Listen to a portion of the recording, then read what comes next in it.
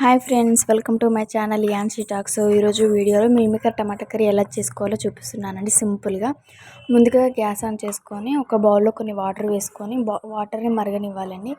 So ఇలా water మరుగుతున్న టైంలో ఇందులోకి కొన్ని మిల్మేకర్స్ వేసుకొని బాయిల్ అవ్వనివ్వాలండి.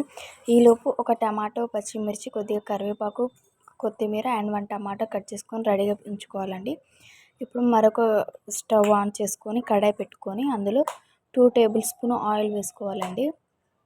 సో ఆయిల్ వేడెక్కిన తర్వాత ఇప్పుడు అందులోకి కొద్దిగా సాజీరా అండ్ బిర్యానీ ఆకు వేసుకోవాలి. వేగిన తర్వాత అందులోకి కొద్దిగా జీలకర్ర అండ్ ఆవాలు కూడా వేసుకోవాలి. సో అవి కూడా వేడెక్కిన తర్వాత ముందుగా కట్ చేసి పెట్టుకున్న మిర్చి యాడ్ చేసుకోవాలండి, పచ్చిమిర్చి. సో అలాగే కట్ చేసి పెట్టుకున్న ఆనియన్స్ కూడా వేసుకొని కలిపేసుకొని ఆనియన్స్ని వేగనివ్వాలి అండి. సో కొద్దిగా బ్రౌన్ కలర్లో వచ్చేదాకా వేగనివ్వాలి, గోల్డెన్ బ్రౌన్ కలర్ వచ్చేదాకా వేగనివ్వాలి.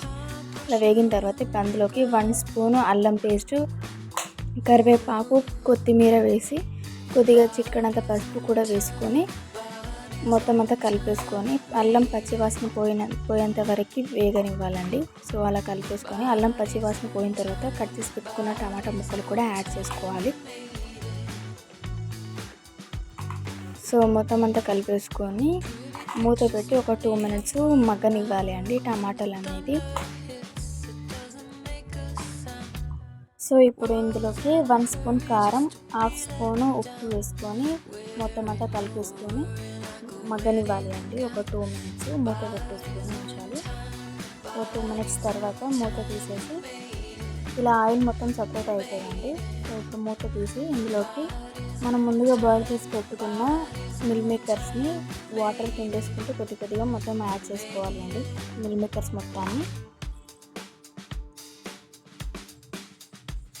సో ఇలా మొత్తం అంతా వేసుకొని కలిపేసుకొని